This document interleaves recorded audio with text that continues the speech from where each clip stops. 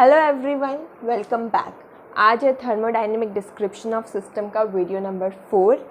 इसमें हम डिस्कस करेंगे comparison of work done and slopes in adiabatic and isothermal process, isobaric process, isochoric process and cyclic process. पिछले video में मैंने आप लोगों को बोला था कि मैं इस वीडियो में क्वेश्चंस कराऊंगी, बट वो मैं इस वीडियो में नहीं करा रही हूँ। मैं सोच रही हूँ कि जब ये चैप्टर कंप्लीट हो जाएगा मैं उसके एंड में कराऊंगी, बिकॉज अगर मैं इसमें क्वेश्चंस भी डाल दूँ तो वीडियो बहुत लंबी हो जाती है। एंड पिछली वीडियो में मेरे साथ यही हुआ, वीडियो बहुत लंबी हो गई थी, इसलिए वो एक्सपोर्ट नहीं हो पा रही थी। तो मैंने सोचा कि हम वीडियो थोड़ा छोटा बनाते हैं और इस वीडियो में हम सिर्फ थ्योरेटिकल पार्ट देखेंगे, न्यूमेरिकल्स हम at the end of chapter करेंगे, ठीक है। तो सबसे पहले हम देखते हैं comparison of slopes in adiabatic and isothermal process. सबसे पहले हम स्लोप्स देखते हैं।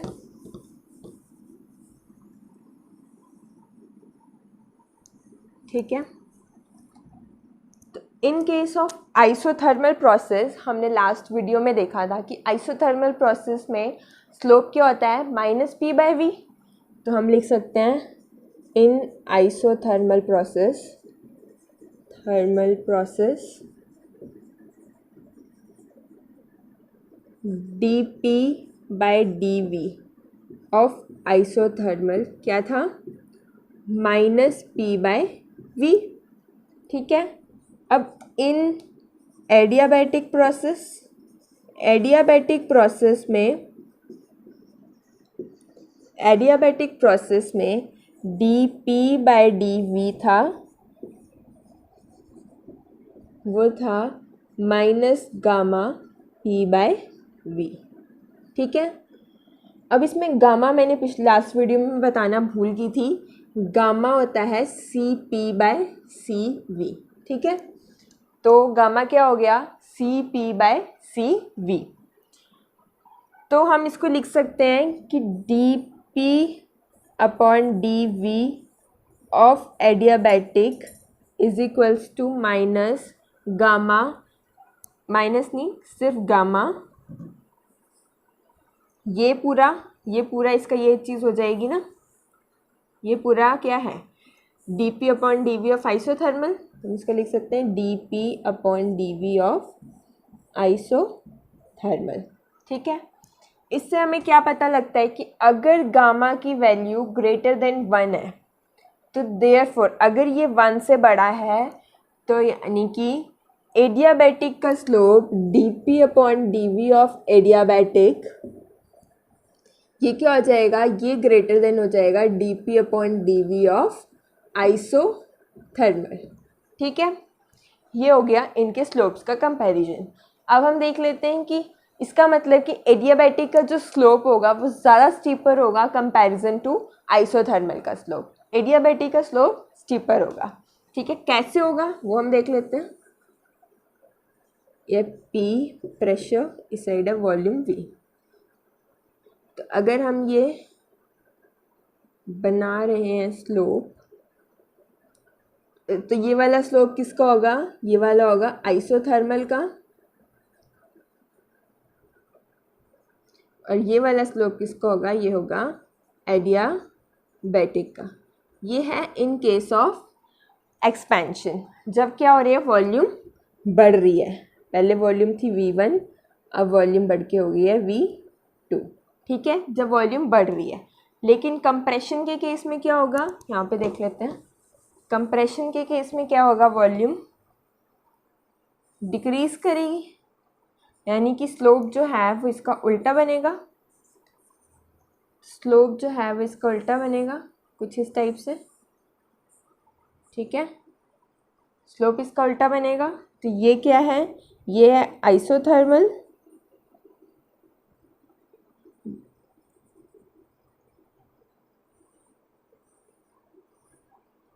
ये है आइसोथर्मल और ये है एडियाबैटिक। ठीक है, वॉल्यूम क्या हो रही है, पहले इतनी थी, अब वॉल्यूम जो है वो कुछ डिक्रीज हो गई है। तो ये किसका केस है, ये केस है कंप्रेशन का। ये हो गया स्लोप्स का कंपैरिजन। अब हम देख लेते हैं वर्क डन का कंपैरिजन।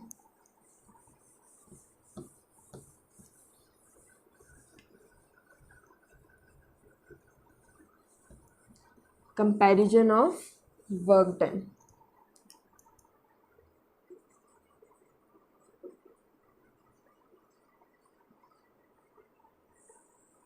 ठीक है, पहला हम देखेंगे एक्सपेंशन में कैसे होगा। एक्सपेंशन,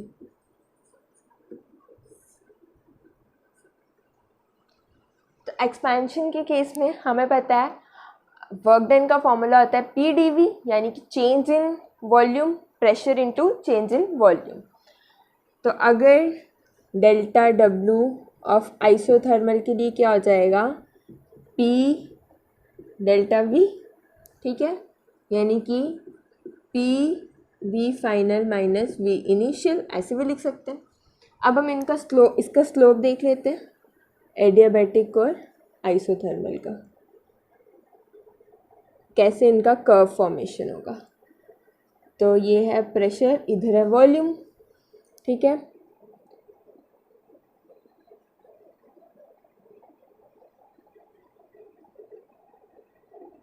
ये volume V2 and this is some volume V1। ये है adiabatic and this is isothermal. इसको ले लेते हैं MIA, ठीक है। तो इसके लिए वर्क डन क्या हो जाएगा, अगर हम देखें ये हो जाएगा एरिया अंडर कर्व, यानी कर्व कौन सा है, आइसोथर्मल। इसका मतलब आइसोथर्मल के अंडर जो एरिया होगा वो होगा वर्क डन, ठीक है। तो आइसोथर्मल के अंडर एरिया क्या है, एरिया MIV2V1, ठीक है। ये किसके लिए हो गया, वर्क डन आइसोथर्मल के लिए। अब हम देख लेते हैं work done in case of adiabatic. इसके लिए भी होगा PdV या P delta V, P delta V लिखेंगे, ठीक है। तो ये किसके बराबर होगा, area under adiabatic curve, area under adiabatic curve, ठीक है। तो एरिया अंडर एडियाबैटिक कर्व कौन सा है, is equals to area MAV2V1। तो अब हमें इससे क्या पता चल रहा है, एरिया आइसोथर्मल कर्व के अंडर जो एरिया है वो ज़्यादा है, area MIV2V1 is greater than area MAV2V1। इसका मतलब इन केस ऑफ एक्सपेंशन, यहाँ पे लिख देते हैं, इन केस ऑफ एक्सपेंशन के केस में डेल्टा W ऑफ आइसोथर्मल जो है वो ग्रेटर होगा डेल्टा W ऑफ एडियाबैटिक, ठीक है। ये हो गया comparison in case of expansion. अब हम देख लेते हैं कंप्रेशन के केस में।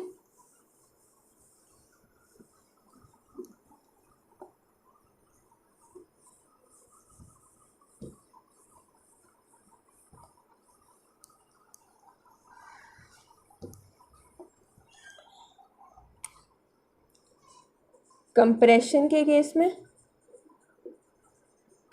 के केस में हमारा स्लोप कैसे बनता था, कंप्रेशन के केस में हमारा स्लोप बनता है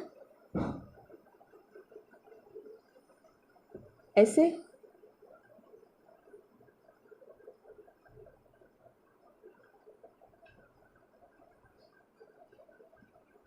ठीक है। ये क्या है, आइसोथर्मल, और ये क्या है, एडियाबैटिक, MAIV1 V2, ठीक है। इधर V है एंड हेयर इज प्रेशर। तो हमें पता है, फिर से वही करेंगे हम, delta W isothermal is equals to area under curve, area under isothermal curve, ठीक है। तो एरिया अंडर आइसोथर्मल कर्व क्या है, एरिया mv2v1i, ठीक है। वैसे ही W ऑफ एडियाबैटिक के लिए क्या हो जाएगा, area under adiabatic curve, area under adiabatic curve, यानी कि एरिया mv2v1a, ठीक है।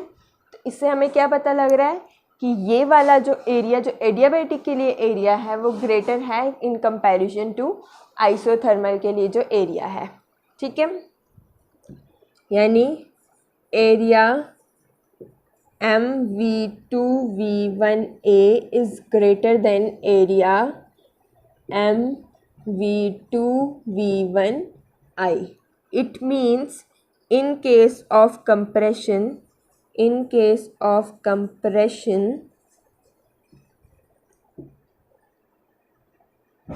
delta W of adiabatic is greater than delta W of isothermal, ठीक है। ये हो गया इनका कंपैरिजन। अब हम नेक्स्ट जो टॉपिक देखेंगे वो है आइसोबैरिक प्रोसेस, ठीक है।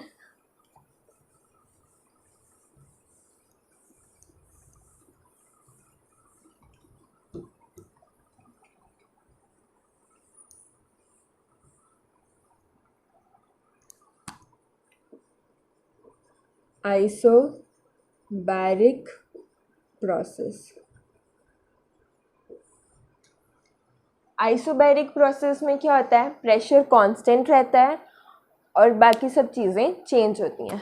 तो प्रेशर क्या है, प्रेशर इज कांस्टेंट, ठीक है। सबसे पहले हम इसकी देख लेते हैं equation of state. Equation of state, ideal gas के लिए हमें पता है इक्वेशन ऑफ स्टेट क्या होती है, PV is equals to nRT। किसके लिए होती है, आइडियल गैस के लिए। आइडियल गैस के लिए जब प्रेशर कांस्टेंट है यानी कि V is directly proportional to T, है ना, तो which implies V1 upon T1 is equals to V2 upon T2 is equals to constant, ठीक है। ये क्या हो जाएगा, कांस्टेंट। और ये कौन सी लॉ है, ये है चार्ल्स लॉ। चार्ल्स लॉ, तो हम बोल सकते हैं कि Charles law is obeyed in case of isobaric process, ठीक है। अब हम इसमें सेकंड देख लेते हैं, इंडिकेटर डायग्राम। इंडिकेटर डायग्राम, इसके केस में, आइसोबैरिक के केस में इंडिकेटर डायग्राम कैसे बनता है हमारा, इधर है प्रेशर और इधर है वॉल्यूम V। अगर प्रेशर कांस्टेंट है इसका मतलब सिर्फ चेंज इन वॉल्यूम होगा। ये हो गया A to B, ठीक है। ये है प्रोसेस 1, ये है C to D, ये है प्रोसेस 2। तो प्रोसेस 1 कौन सा हुआ, एक्सपेंशन का process, and process 2 is process compression का प्रोसेस, ठीक है। ये हो गया हमारा इंडिकेटर डायग्राम। अब हम देख लेते हैं वर्क डन। तीसरा इसमें है वर्क डन, वर्क डन, ठीक है। वर्क डन हम कैसे निकालेंगे, हमें पता है कि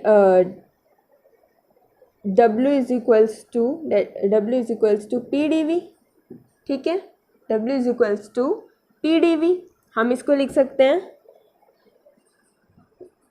PV2 माइनस V1। अगर वॉल्यूम में चेंज जो है वो V2 से V1 है, सॉरी इधर से V2 टू V1, ठीक है। अगर चेंज इन वॉल्यूम क्या है, V2 से V1 है, तो हम इसको लिख सकते हैं ऐसे। तो इसका मतलब क्या हुआ, PV2 minus P V one, ठीक है। हमें पता है P V is equals to N R T होता है ना। तो पी वी टू क्या हो जाएगा, एन आर टी टू, और पी वी वन क्या हो जाएगा, एन आर टी वन। हम इधर लिख सकते हैं N R T two minus N R T one. N R अगर हम कॉमन ले लेंगे तो अंदर क्या बचेगा, T two minus T one. इसको लिख सकते हैं M N R delta T. ये क्या आ गया हमारा, work done in case of isobaric process. अब हम देख लेते हैं first law of thermodynamics in case of isobaric process.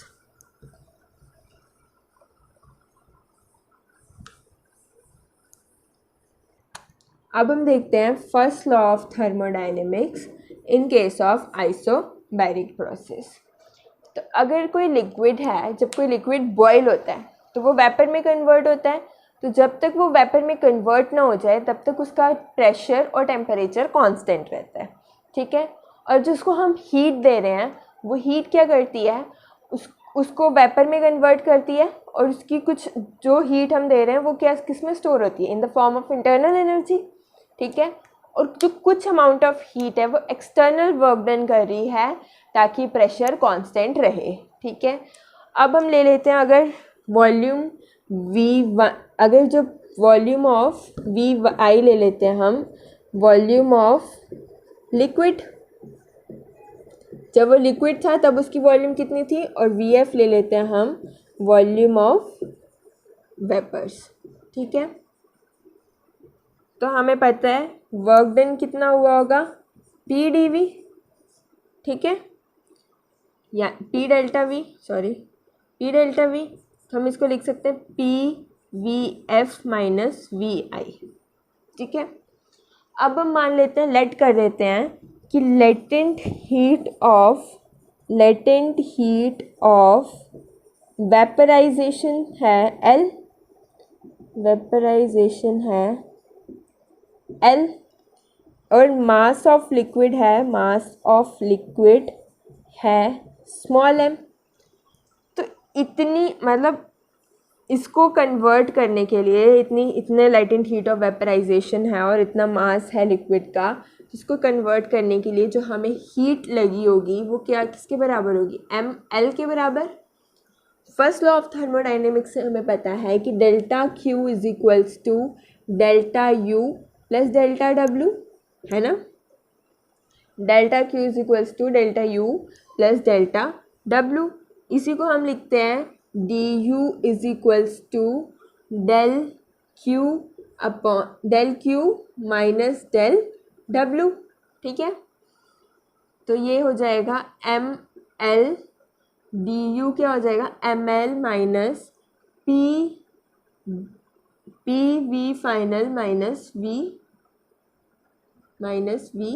Initial, ठीक है। ये हो जाएगा first law of thermodynamics in case of isobaric process. अब हम देखते हैं isochoric process.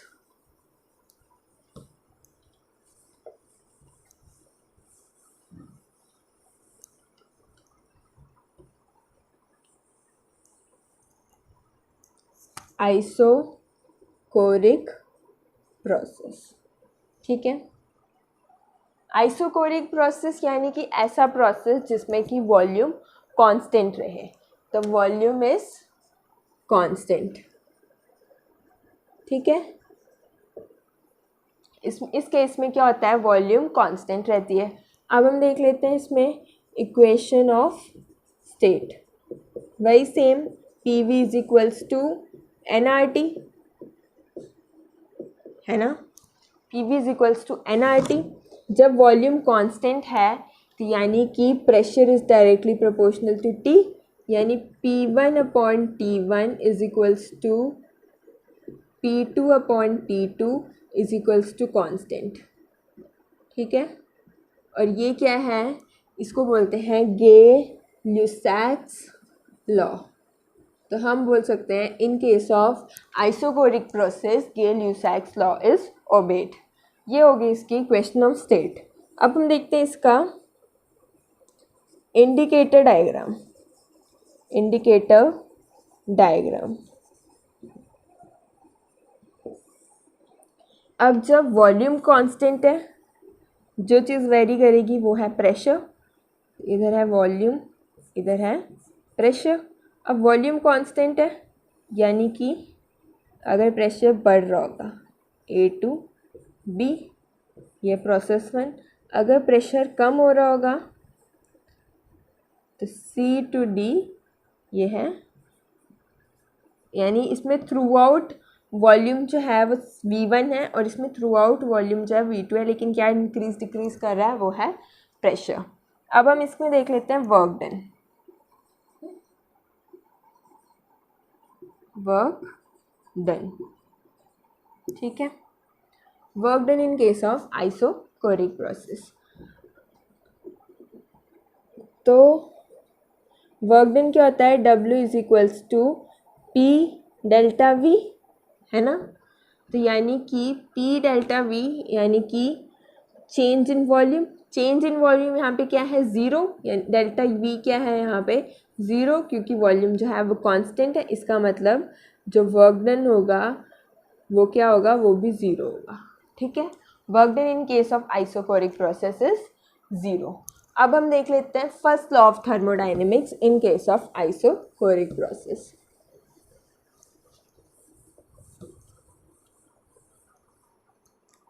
First law of thermodynamics, ठीक है। तो फर्स्ट लॉ क्या बोलती है हमें, delta Q is equals to delta U plus delta W, ठीक है। अब इसमें डेल्टा W क्या है, ज़ीरो, अभी हमने देखा। तो यानी कि डेल्टा Q जो है वो किसके बराबर हो जाएगा, डेल्टा W, यानी जितनी हीट उसको हम देंगे वो सब किस फॉर्म में स्टोर हो जाएगी, in form of internal energy. ये हो गया आइसोकोरिक प्रोसेस।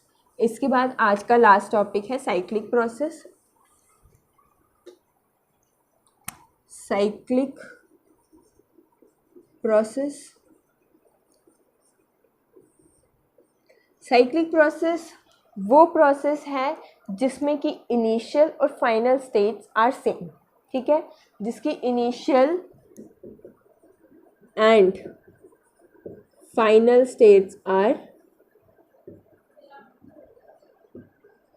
सेम, ठीक है, in case of cyclic process. Cyclic process में फर्स्ट लॉ ऑफ थर्मोडाइनमिक्स को देखते हैं हम। फर्स्ट लॉ ऑफ थर्मोडाइनमिक्स बोलती है delta Q is equals to delta U plus delta W।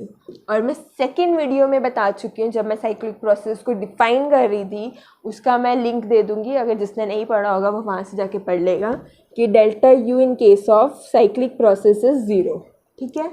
जहाँ पे इंटरनल एनर्जी मैंने बताया है, वहाँ पे मैंने बताया कि change in internal energy in case of cyclic process is zero. तो आप लोग वहाँ से जाके ये देख सकते हो। इसका मतलब डेल्टा Q किसके बराबर हो जाएगा, डेल्टा W, यानी कि जितना हम उसको हीट देंगे वो सब की सब किस में चली जाएगी, वर्क डन करने में। चैप्टर के एंड में हम करेंगे क्वेश्चंस। तो इसके साथ करते हैं वीडियो को end. Thank you so much, bye bye.